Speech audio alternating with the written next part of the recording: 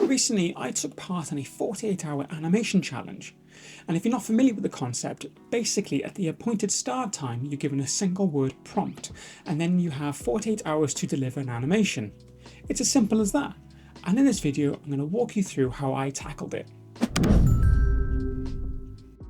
So I took part in the Quick Draw Challenge, which is part of the Cardiff Animation Festival.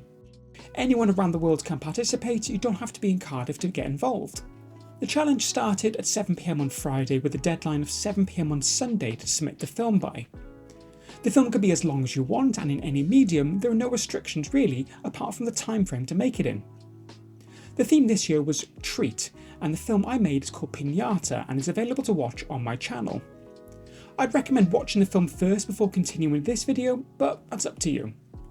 So I'm going to talk about how the weekend unfolded, how I started, and how the film developed. Before the challenge started, I went for a long walk to clear my head and get into a good frame of mind. My plan for the challenge was to have an idea sorted by the end of the first evening, with Saturday spent making the film and Sunday to fine-tune it. It was mainly going to be myself working on the production, with my friend Rich, who's a musician, helping with the sound design.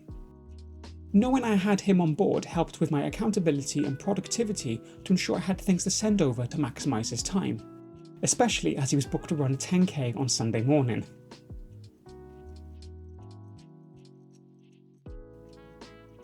With the theme announced, I started with a mind map to get ideas flowing. I've got some obvious things here, like cake, party, occasions, etc, but I was drawn towards the words piñata and surprise, and I thought it'd be kind of fun to riff off that as a starting point. So one of the ideas was that I considered an endless loop of things coming out of the piñata, like a babushka doll, but I didn't feel strongly towards it. It wasn't exciting or interesting enough to spend my weekend on. But playing off that, I thought about what if it gave birth to a mini version, only for people at the party to hit it for sweets. Didn't feel comfortable with that, but I liked the surprise of something else being inside the piñata. So I thought, what if there was something horrible underneath as a contrast to its colourful appearance? And that's what's actually inside making the sweet treats. And that amused me greatly. I sat with it for a little while and then I pitched it to my wife so I could hear myself say it out loud and see how it felt as an idea. It obviously went well enough, as that's what I decided to run with. With the idea in mind, I started to sketch out a rough storyboard to figure out and tighten up the idea. Now, going about this very time-sensitive project, I wanted to try and keep the production as simple and low pressure as possible. So that meant keeping it all in one location, one camera angle, and avoiding any complicated animations unless absolutely necessary. You'll see that it starts with an establishing shot, with the piñata slowly being lowered down into the frame. After a bit of time, it'll wake up and slowly horrible things will push his way out and deform into a horrible creature, forcing the people at the party who are off screen to beat it with a stick. This is a very fast and loose storyboard. It was important to sketch and map out the idea as quickly as possible to see if it was worth investing in. If I wasn't happy after this stage, I was going to go back to the drawing board and find a new direction. I kind of liked where the storyboard was going. It may look chaotic with how rough the sketching is. This is actually a technique called thumbnailing, which helps to visualise an idea without worrying about details. And here I felt I had a good foundation to build upon. What I needed then was to figure out everything else around it to turn it into a working narrative. My next hurdle was to think about design and construction. How am I going to construct this? And also, how horrible would this piñata become? So for inspiration, I thought about what things disturb me and what kind of things I've seen in films. Now, I'm not a fan of horror films per se, but I am a fan of sci-fi horror, so I naturally looked at The Thing, particularly the scene where they use the defibrillator on Norris. I looked at Cronenberg's The Fly with Jeff Goldblum when he's fully transformed into Brundlefly. And also the end of Akira, right as Tetsuo has lost control of his body, which starts expanding and oozing out in all kinds of ways. So this is the sketch I came up with based on those elements from those films. And over on the left, you can see that I started thinking about how this would be constructed as a rig that I could animate. Using that rough sketch of the construction, I quickly illustrated a very bare bones version and chucked it into After Effects to see if I could spot any issues now rather than later, as I don't want to be deep into production and then run into an issue that's going to eat up valuable time. So testing now was important. Here's the test I made. Already at this stage, I had a good idea of the pacing I wanted.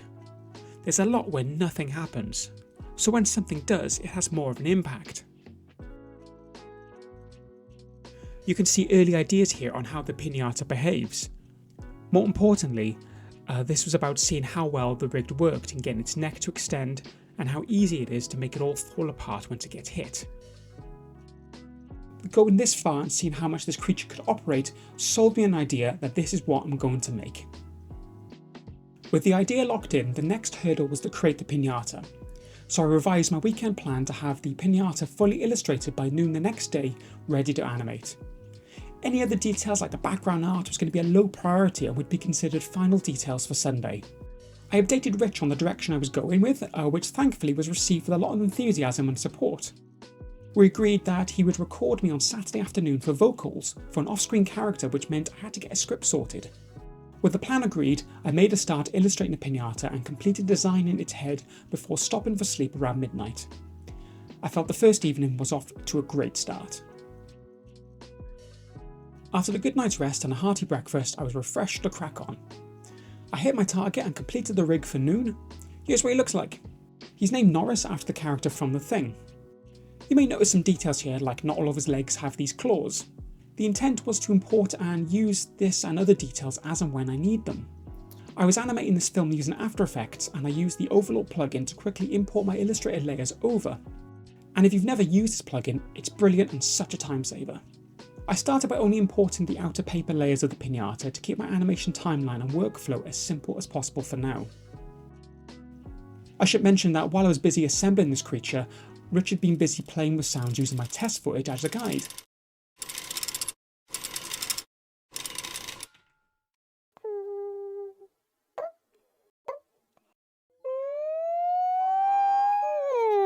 So that was the first pass he made before being given direction, which would have made for a completely different film.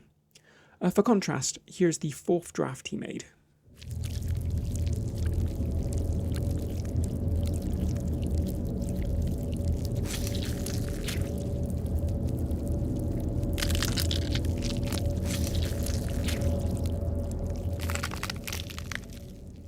I mean, the first time I heard the bone crunches and squelches, I was both disgusted and impressed. It was a moment of realisation on how gruesome this was going to be. He nailed it. Before Rich could record me, I needed to tighten up the story. I had the foundation in place from the previous day, but I needed to make decisions now. So I wrote a script with a bunch of ideas to cover all the bases and give us more than we needed so we can cut things down. The overall idea for the story was to have the piñata set up and introduced by someone off screen. They would then leave to continue other preparations for this party.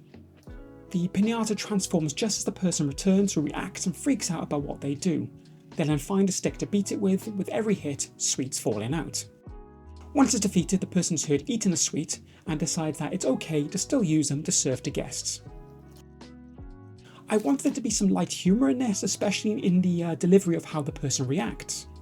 I also considered that there may have been a child in the room who had been sat there staring at this horribleness, while the adult person asks, "Why have you just been staring at this?"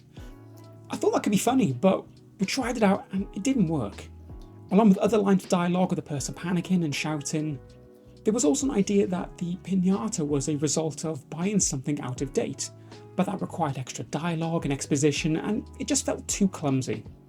I'm glad we explored those options, but it was adding unnecessary detail that detracted from the story of horrible thing comes out of piñata, which must be destroyed for sweetie goodness. Keep it simple. So Rich recorded me, and it was sometime in the evening that we locked that direction down. I'd been sending him updates on the animation as it progressed, but it was also getting to a point where we needed to lock down the overall timing for him to start placing the sounds in. Throughout the weekend, we were keeping each other up to date by messaging through WhatsApp, screen recordings, and Trello. Trello is a Kanban system of cards where we're both able to see what our tasks were and could update these cards accordingly. So when he had sounds he was happy with, he'd send them over and put them up on there. I'd have a list of designs and animations I was working on, and he could see how much I had done and was planning to do next. It was a great way to keep on top of things and visually see how much there was to do rather than keeping it all in our heads. I wanted the transformation to be uncomfortable. and I think the sound design alone massively achieves that. Now, I have a big fear of spiders, so I included spider legs in this design.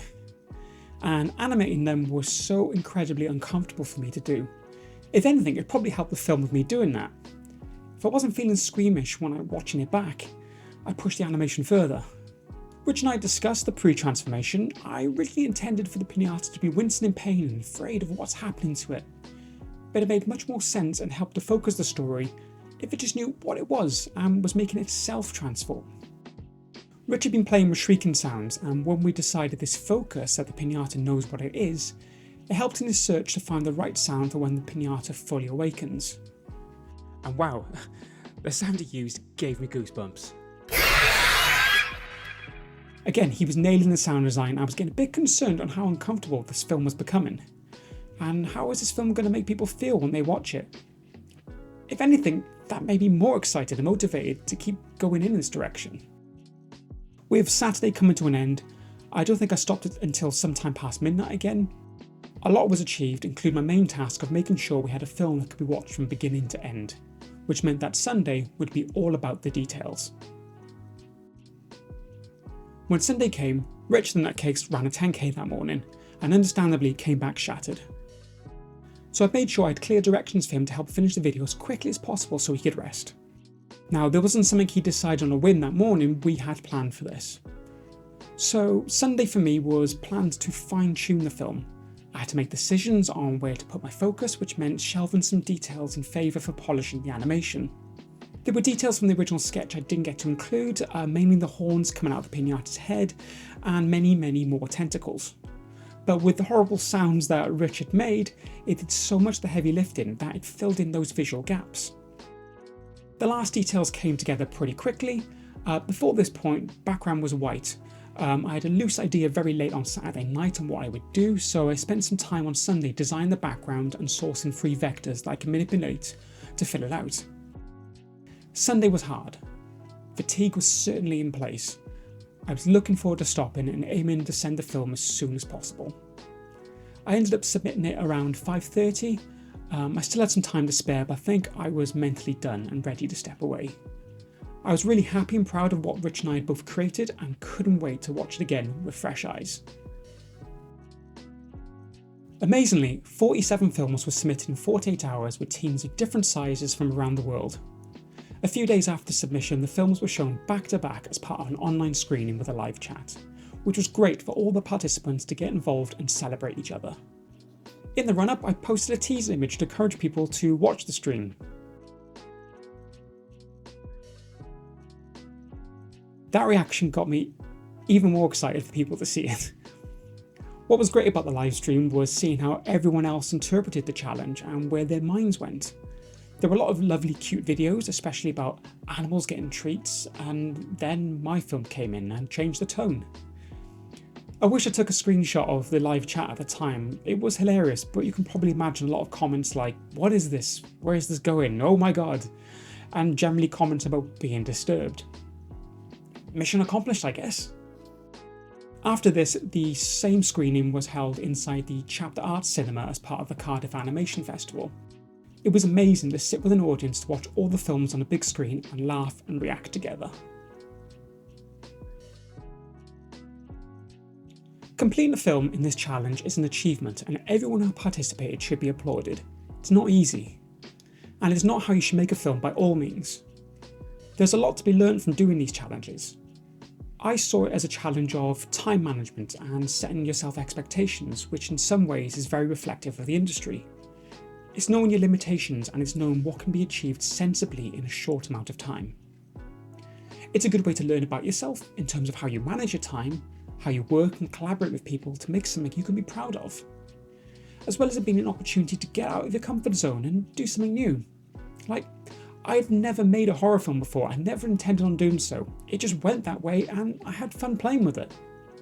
I hope you found this insightful. It was really fun for me to revisit and reflect on the process.